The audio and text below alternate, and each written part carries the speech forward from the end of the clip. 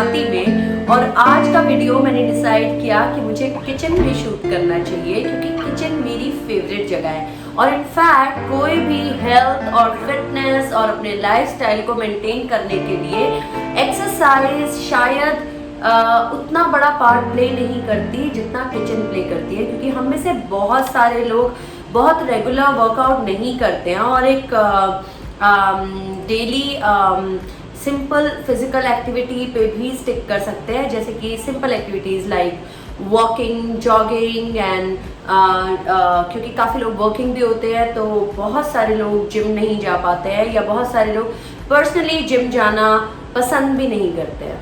तो उसको ध्यान में रखते हुए मैंने डिसाइड किया कि आज का वीडियो किचन से शूट होना चाहिए, किचन से बनना चाहिए, क्योंकि किचन का हमारी हेल्थ एंड फिटनेस में बहुत बहुत मेजर रोल है, क्योंकि किचन में हम डिसाइड करते हैं कि हमें खाना क्या है। तो मैं आपको सबसे पहले ये एक्सप्लेन करना चाहती हूँ कि आपके किचन में आपको ये वर्कआउट करना है कि आपके हर मील में सारे के सारे मैक्रोन्यूट्रिएंट्स होने चाहिए। हमारे मेन मैक्रोन्यूट्रिएंट्स हैं कार्ब्स यानी कार्बोहाइड्रेट्स, प्रोटीन, फैट और बाकी सब में हम लगाते हैं जैसे fibre, okay, and other nutrient. So हमारे सारे खाने में ये मैक्रोन्यूट्रिएंट्स इक्वल मात्रा में इक्वली डिस्ट्रीब्यूट होना बहुत इम्पॉर्टेंट है। हमारी इंडियन किचन्स में बेसिकली छोटे होते से बड़े होते तक मैंने भी जो नोटिस किया है अपने कल्चर में, हमारी किचन में खाना बहुत अच्छा है। हमारे इंग्रेडिएंट्स बहुत ही न्यूट्रिशन से भरे हुए हैं। हम लोग मोस्टली बहुत फ्रेश खाना खाने में बिलीव करते हैं। ज़्यादातर जो मील एक बार हम लोग ले लेते हैं, जैसे अगर मॉर्निंग में जो मील बनता है वो रिपीट नहीं किया जाता है मोस्टली, डिपेंडिंग ऑन कि घर में वर्किंग वुमेन है या घर में खाना बनाने का क्या अरेंजमेंट है पे डिपेंड करता है। हालांकि बहुत सारे लोग सुबह का खाना दोपहर को थोड़ा बहुत ये वो ऐसे करके एडजस्ट ज़रूर कर लेते हैं, पर मोस्टली हमारा खाना फ्रेश बनाया जाता है as compare to western countries. Western countries में मोस्टली ब्रेड पे डिपेंड किया जाता है। हमारे यहाँ पे रोटी बनाई जाती है, वीट को फ्रेशली प्रोसेस करके हम लोग चपाती बनाते हैं, which is a very very fresh form. और उसके अलावा इंडिया मल्टीग्रेन्स का कंट्री है। हमारे यहाँ पे फसल उगती है और किसान हमारे लिए अलग अलग तरह की फसल उगाते भी हैं। तो जिसको वीट सूट नहीं करता है, या जैसे आजकल हेल्थ में ये फंडा है कि वीट से वाटर रिटेंशन होता है, या कई लोग ग्लूटेन अवॉइड कर रहे हैं हेल्थ बेनिफिट्स की वजह से, तो ज्वार है, मक्का है, नाचनी है, सोया है, तो आप ये सारी चीज़ें मिक्स कर सकते हो। अब आते हैं हमारे खाने के कॉम्पोजिशन पे। अभी तक बहुत लंबे टाइम से जो हमारा खाना है उसमें ज़्यादातर हमारी प्लेट में कार्ब्स होता है, maximum is carbs, then second number पे फैट एंड थर्ड नंबर पे प्रोटीन। अब इसमें जानने की बात यह है, लेमैन लैंग्वेज में या आम भाषा में अगर बोला जाए तो अगर कोई बंदा दाल और रोटी भी खाता है तो दाल में प्रोटीन होता है ऑब्वियसली, बट अगर आप दाल एक छोटी कटोरी ले रहे हैं और साथ में आपने 2 या 3 चपाती खा ली है एंड लेट्स से उस पर घी लगा हुआ है, हालांकि घी के अपने एडवांटेजेस हैं, but I am talking about a composition on the plate. आपकी प्लेट में 2 या 3 रोटी है, एक छोटी कटोरी आपने दाल ली है और आपने साथ में कोई सब्जी ली है। बेसिकली एक सूखी सब्जी होती है और एक दाल होती है। तो हमारी प्लेट के का कंपोजिशन मोस्टली ऐसा है, मैक्रोन्यूट्रिएंट्स के हिसाब से कार्ब्स सबसे ज़्यादा है, क्योंकि दाल में प्रोटीन के साथ साथ कार्ब्स भी बहुत ज़्यादा होता है। Dal is not the purest form of protein.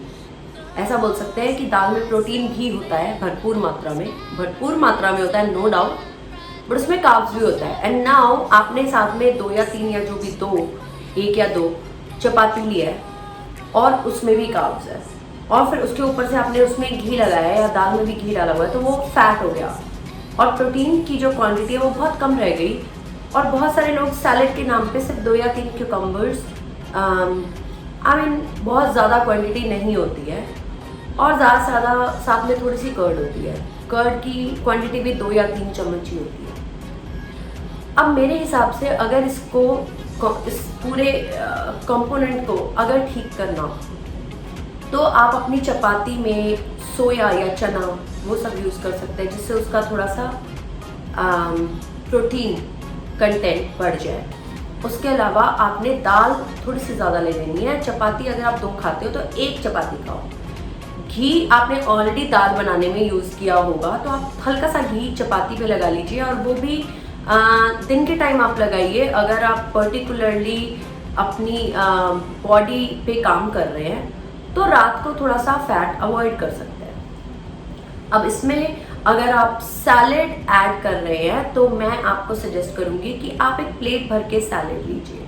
और अगर आप बोलते हैं कि खाना खाने के बाद मैं इतना सारा सैलेड नहीं खा सकती हूँ या नहीं खा सकता हूँ, तो आप पहले सैलेड खा लीजिए और फिर उसके बाद देखिए कि आपको कितना चपाती या सब्जी आप खा सकते हैं अपने भूख के हिसाब से। इसके अलावा कर्ड ज़रूर इन्वॉल्व कीजिए, और अगर आप कर्ड बहुत बड़ी कटोरी एक साथ नहीं खा पाते हैं, let's say I would say कि एक मील में कम से कम 200 ग्राम कर्ड लेने का ट्राई कीजिए। अगर नहीं ले सकते हैं तो 100 ग्राम कर्ड लीजिए और 1 ग्लास छाछ ले लीजिए। कर्ड में प्रोटीन भी होता है, कैल्शियम भी होता है, हमारी बोन्स के लिए, हमारी स्ट्रेंथ के लिए, इम्यूनिटी के लिए, हमारे गट हेल्थ के लिए। हमारे गट में बहुत सारे ऐसे माइक्रो बैक्टीरियाज होते हैं जिनको ज़रूरत होती है प्रोबायोटिक की। तो अगर आप किसी भी तरह का प्रोबायोटिक अपनी बॉडी में डालते हैं तो उनको हेल्प मिलती है, जिससे आपकी इम्यूनिटी बूस्ट होती है। आपकी पूरी प्लेट में जो कंपोजिशन है, आप ले रहे हैं हेल्दी खाना ही। आप बोलेंगे कि मैं घर का खाना ही खा रही हूँ, मैं घर पे बनी ही दाल खा रही हूँ, मैं घर पे बनी ही रोटी खा रही हूँ, मे बी आपकी प्लेट का कॉम्पोजिशन ऑफ द मैक्रोन्यूट्रिएंट ठीक नहीं बैठ रहा है, तो वो उस पर आपको काम करना है। आपको अपनी प्लेट एक पूरी बैलेंस बनानी है, जिसमें प्रोटीन, कार्ब्स, फैट, फाइबर सब ऑलमोस्ट इक्वल क्वांटिटी में हो। और ऐसा बनाने के लिए आपको सारी चीज़ें थोड़ी थोड़ी लेनी पड़ेंगी। ट्रेडिशनली हमारे घरों में जो प्लेट होती है उसमें रोटी या राइस जो वो वाली क्वांटिटी है वो सबसे ज़्यादा होती है। दूसरे नंबर पे दाल होती है, थोड़ी सी सब्जी होती है, कर्ड तो ना के बराबर या कई लोग तो खाते ही नहीं है। और इसमें भी ये सवाल आता है कई बार कि शाम को कर्ड खा सकते हैं कि नहीं। सिंपल सी बात है, आयुर्वेदा के हिसाब से नहीं। मैं ये मानती हूँ कि सबकी बॉडी एक जैसी नहीं होती है, तो मेरी बॉडी को सूट करता है तो मैं शाम को खा सकती हूँ, मैं खाती हूँ, मुझे कोई प्रॉब्लम नहीं होती है। अगर आपकी बॉडी को कर्ड सूट नहीं करता है तो आप शाम को मत लीजिए, आप दिन में ले लीजिए। और अगर आपको दिन में 2 बार डिवाइड करना तो आप मॉर्निंग में और आफ्टरनून में ले लीजिए instead of afternoon and evening. तो ये रही हमारी प्लेट की बात। सेकेंडली, बहुत सारे ऐसे सवाल आते हैं जिसमें ये पूछा जाता है कि क्रेविंग के टाइम पे क्या किया जाए।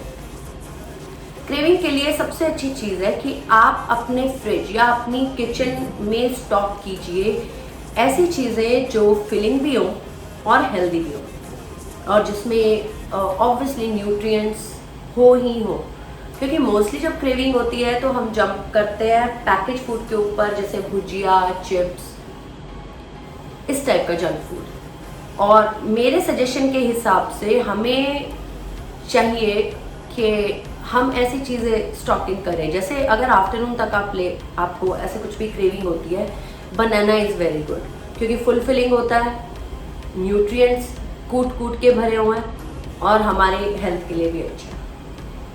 पपाया, पपीता खाते हैं, बहुत कम कैलोरीज हैं। इनफैक्ट एक नॉर्मल साइज का पपाया इज अराउंड 160 ग्राम्स, और उस पपाया में अराउंड 60 कैलोरीज होती है, दैट्स इट। और जब आप खाते हैं तो आपको टेस्ट भी आता है, प्लस बहुत फिलिंग भी लगता है। तो इन दैट केस आप पपाया कंसीडर कर सकते हैं, और वो आप कभी भी खा सकते हैं। टेस्टी भी है, कैलोरीज में भी कम है, आपको फुल फिलिंग भी लगेगा और क्रेविंग्स नहीं होंगी। थर्डली, आप अगर नट्स पसंद करते हैं तो नट्स ले सकते हैं। आप साबुत नट्स खा सकते हैं, उनको सोक करके खा सकते हैं, या नट्स का बटर खा सकते हैं, जैसे पीनट बटर, आमंड बटर, इस तरह की चीज़ें, बहुत ज़्यादा नहीं क्योंकि उसमें फैट भी बहुत ज़्यादा होता है, बट मॉडरेट लेवल पे आप खा सकते हैं। और अगर आपको हंगर पैंग्स आ रहे हैं उस टाइम पे अगर आप खा रहे हैं तो आपको फुलफिलिंग भी लगेगा और भूख भी नहीं लगेगी। इसके साथ साथ एक और चीज़ कि हम लोग किचन में अगर सब्जी बनाते हुए जितना ऑयल यूज़ करते हैं वो ऑयल थोड़ा सा, और फ्राइड खाना अवॉइड करें। शुगर थोड़ी सी कम ले, क्योंकि sugar it's not about weight loss but fitness के लिए भी बहुत ज़्यादा शुगर कंज्यूम करना is not good for health. तो ये सारी छोटी छोटी बातों का आप अपने किचन में ध्यान रखिए। जब आप शॉपिंग करने के लिए जाते हैं, ग्रॉसरी शॉपिंग के लिए जाते हैं, तो मेनली फोकस कीजिए फ्रेश सेक्शन पे। फ्रेश सेक्शन से जितनी चीज़ें उठा सकते हैं उतनी उठाइए।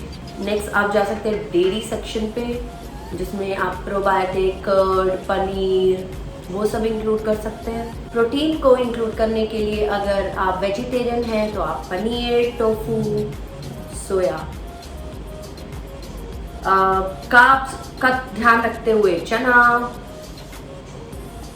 राजमा, नेक्स्ट लेवल पे है दाल, ये सब आप अपने खाने में इंक्लूड कर सकते हैं। और अगर आप नॉन वेजिटेरियन हैं फिर तो बहुत इजी हो जाता है। एग्स आप पूरा एग भी खा सकते हो, ऐसी कोई प्रॉब्लम नहीं है। इनफैक्ट पूरे एग में 6 ग्राम प्रोटीन होता है और सिर्फ वाइट वाले में 3 से 4 ग्राम प्रोटीन होता है।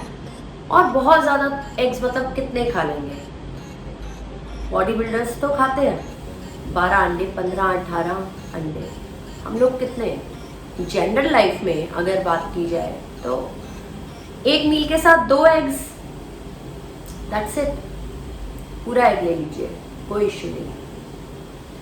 एग ले सकते हैं, चिकन खा सकते हैं अगर आप नॉन वेजिटेरियन हैं। रेड मीट थोड़ा सा अवॉइड करें। अगर आप वज़न बढ़ाना चाहते हैं तो रेड मीट खाइए।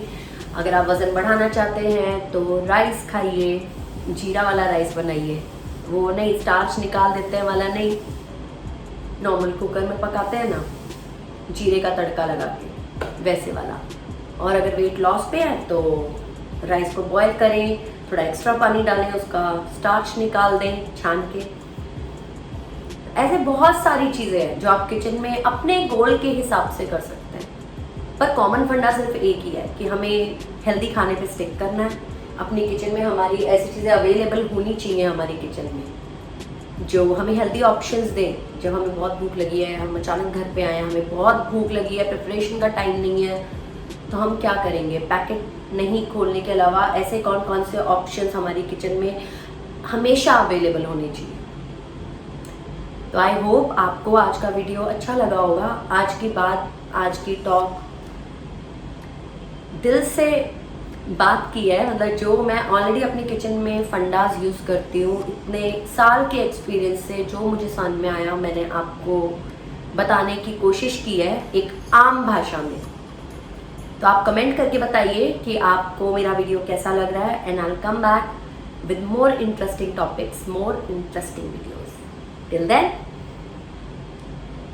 bye bye.